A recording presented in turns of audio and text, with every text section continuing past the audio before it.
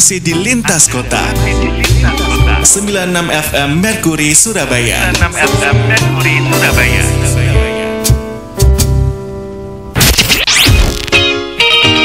Tips kesehatan, kebiasaan apa saja yang baik untuk menjaga kesehatan jantung? Yang pertama, olahraga rutin 3-5 kali seminggu dengan lama olahraga itu sekitar 30 menit, itu minimal. Kemudian yang kedua, makan makanan sehat, jadi hindari goreng-gorengan, lemak, kolesterol, perbanyak makan buah-buah dan sayur-sayuran. Kemudian yang ketiga, check up rutin ya, sesuai dengan faktor resiko kita masing-masing. Saya Dr. Anindita Primiari, spesialis jantung dan pembuluh darah dari Rumah Sakit Royal Surabaya. Dengerin terus Radio Mercury Surabaya. Mercury FM. Info aktual dan lagu hits.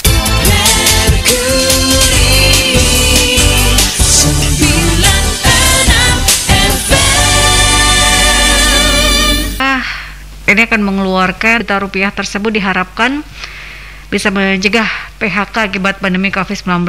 Dan Menteri Ketenagakerjaan Ida Fauzia mengatakan bahwa kebijakan bantuan upah tersebut diadakan untuk mencegah pengusaha memutuskan hubungan kerja dengan pekerjanya serta membantu pekerja yang dirumahkan. Nantinya, sahabat, bantuan berupa subsidi upah tersebut akan diatur dalam Peraturan Menteri Ketenagakerjaan dan menetapkan pedoman pemberian bantuan pemerintah berupa subsidi upah bagi pekerja buruh dalam penanganan dampak COVID-19 ini. Dan Ida Fauzia juga berharap bantuan subsidi upah tersebut yang diberikan melalui transfer bank bisa mengurangi beban perusahaan sehingga pengusaha dan pekerja ataupun juga buruh bisa terus melakukan dialog sosial untuk bisa mencari solusi bersama. Dan diperkirakan sahabat sekitar 8 juta orang akan menerima bantuan subsidi upah dengan kebutuhan anggaran sebesar 8 triliun rupiah. Dan Ida Fauzia juga menegaskan jumlah tersebut hanya estimasi karena BPJS Kesehatan masih akan melakukan proses screening data sesuai dengan kriteria penerima, sahabat. Kriteria yang dimaksud adalah warga negara Indonesia, pekerja atau buruh penerima upah, serta terdaftar sebagai peserta jaminan sosial tenaga kerja yang masih aktif di BPJS Ketenagakerjaan. Selanjutnya, pekerja atau buruh calon penerima bantuan subsidi upah tersebut berada di zona PPKM level 4 sesuai dengan instruksi Menteri Dalam Negeri, sahabat, serta termasuk peserta yang membayar iuran dengan besaran iuran yang dihitung berdasarkan upah di bawah 3,5 juta rupiah sesuai upah terakhir yang dilaporkan oleh pemberi kerja kepada BPJS Ketenagakerjaan, sahabat. Dan kriteria terakhir dari penerima bantuan subsidi upah adalah pekerja atau buruh pada sektor yang terdampak PPKM seperti industri barang konsumsi, perdagangan dan jasa kecuali jasa pendidikan dan kesehatan, transportasi, aneka industri, properti, dan real estate, sahabat ya.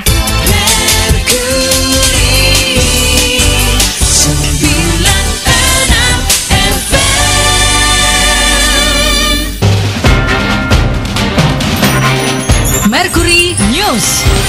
Sahabat, Gubernur Jawa Timur Kofifa Indar Parawansa mengatakan pedagang kaki lima dan warung bisa buka sampai jam 9 malam selama pemberlakuan pembatasan kegiatan masyarakat PPKM level 4. Pelonggaran ini bertujuan untuk menggerakkan perekonomian warga.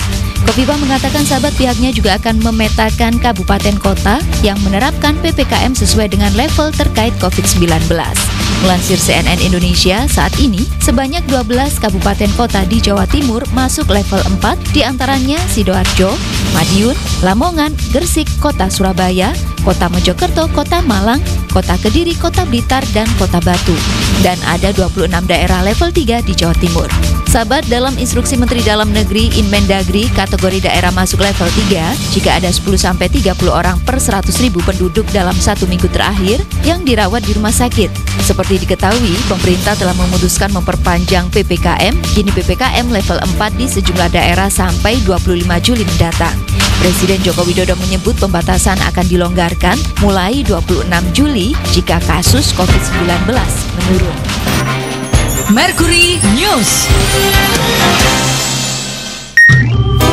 Anda masih di lintas kota.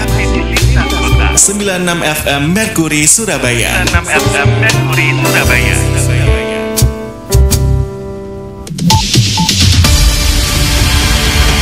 Moment on this day. Tanggal 22 Juli 1933, penerbangan solo keliling dunia pertama kali dilakukan oleh Whale Post. Pilot Amerika Serikat ini mencapai rekor tersebut pada tahun 1933 dalam waktu 7 hari 19 jam. 22 Juli 1963, Sarawak memperoleh kemerdekaan dari Britania Raya, tapi kemudian digabung dalam Federasi Malaysia. Tanggal 22 Juli 1994, meninggalnya Ko Ping Ho, penulis Indonesia. Selanjutnya 22 Juli 2014, pemilihan umum Presiden Indonesia, di mana Komisi Pemilihan Umum KPU menetapkan Joko Widodo dan Muhammad Yusuf Kalla sebagai Presiden dan Wakil Presiden terpilih periode 2014-2019. Tanggal 22 Juli diperingati sebagai Hari Kejaksaan. Moment on this day.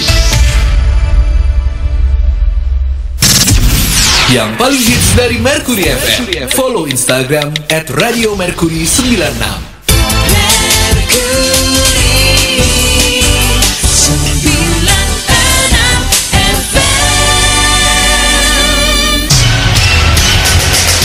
News on the spot.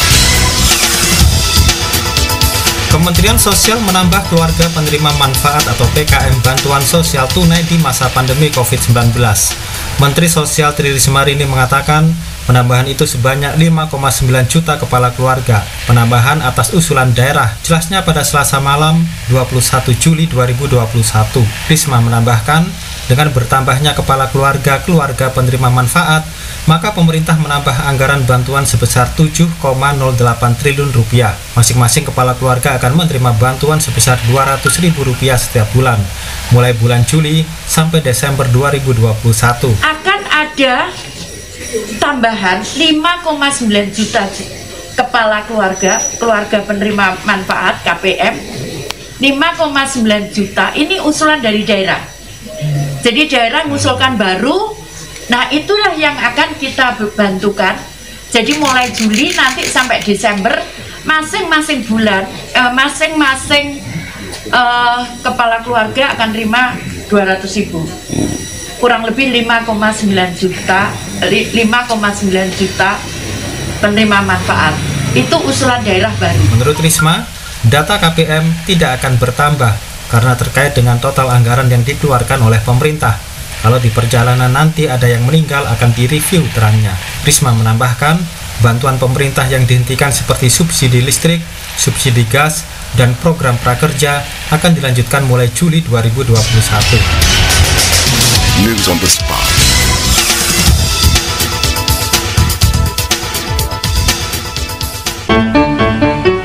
Galeri peristiwa kota terkini.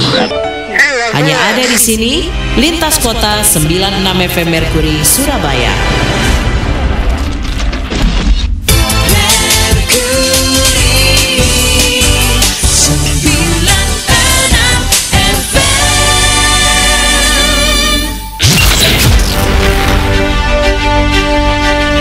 Mercury News. Sejumlah stakeholder dan elemen masyarakat memberikan dukungan terhadap gerakan Surabaya Memanggil yang diwujudkan dalam berbagai bentuk bantuan untuk percepatan penanganan COVID-19.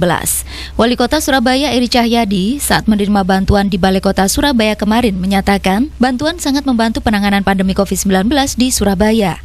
Bantuan ini, kata Eri, akan disalurkan ke tenaga medis, relawan, dan warga Surabaya yang terdampak.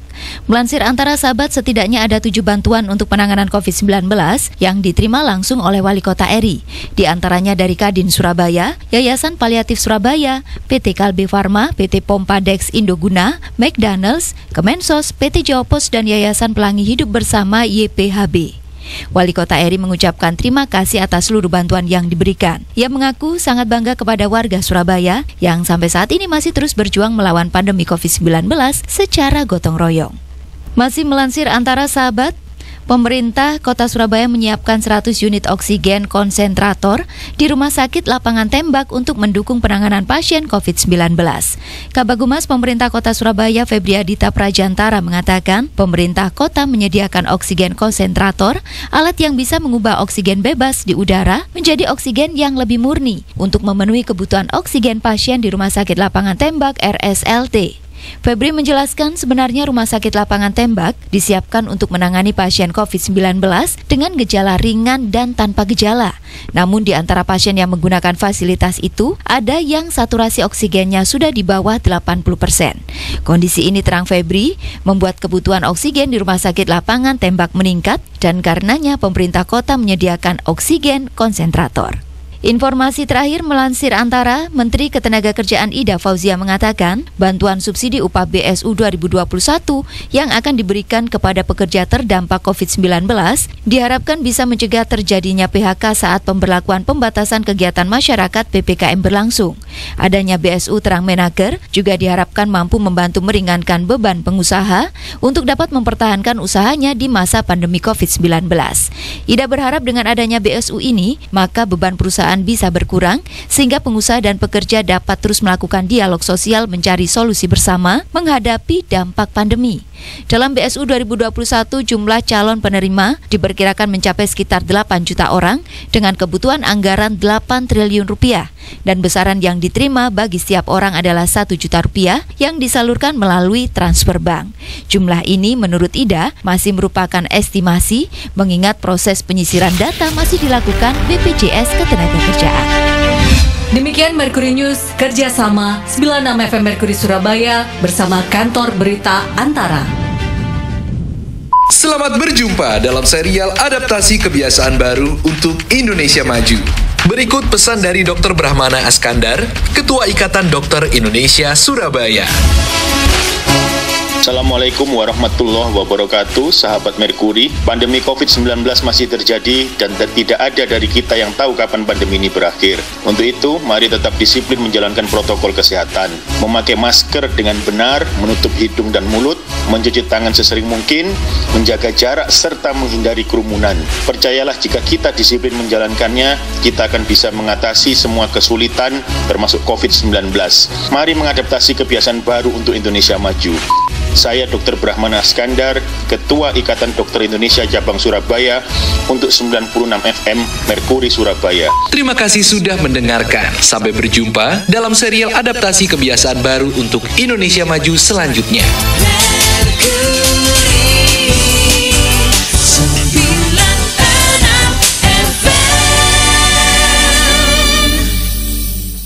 Sembilan FM Mercury, sahabat. Wakil Presiden Ma'ruf Amin meminta pengurangan penggunaan tes antigen sebagai tes COVID-19 dan lebih memperbanyak tes PCR yang memiliki tingkat akurasi lebih tinggi.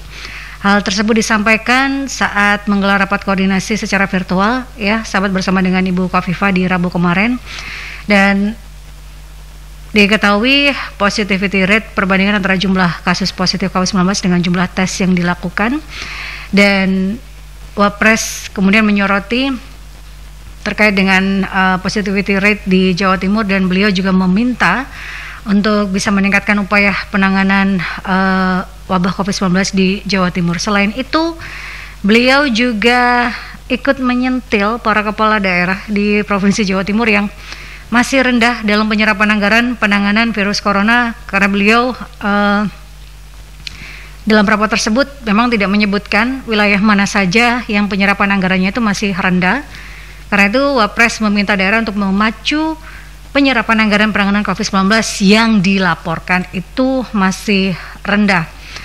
Dan Indonesia diketahui menggunakan hasil tes antigen dan PCR sebagai dasar penghitungan kasus COVID-19. Meskipun begitu, sejumlah pihak mengkritisi penggunaan antigen karena masalah akurasi, sahabat, ya.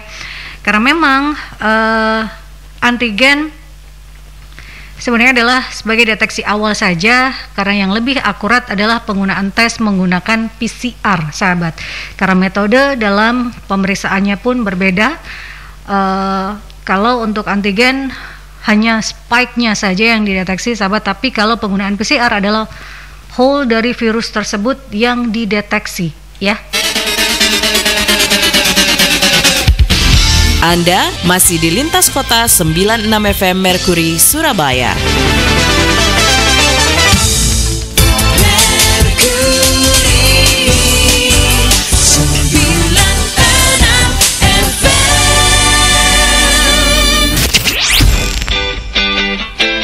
Tips langkah penting untuk menjaga kesehatan pendengaran yaitu jangan lupa bila ada telinga yang bermasalah, misal keluar kotoran atau gatal atau ada sesuatu yang menyebabkan pendengaran menurun, maka segera untuk memeriksakan secara dini.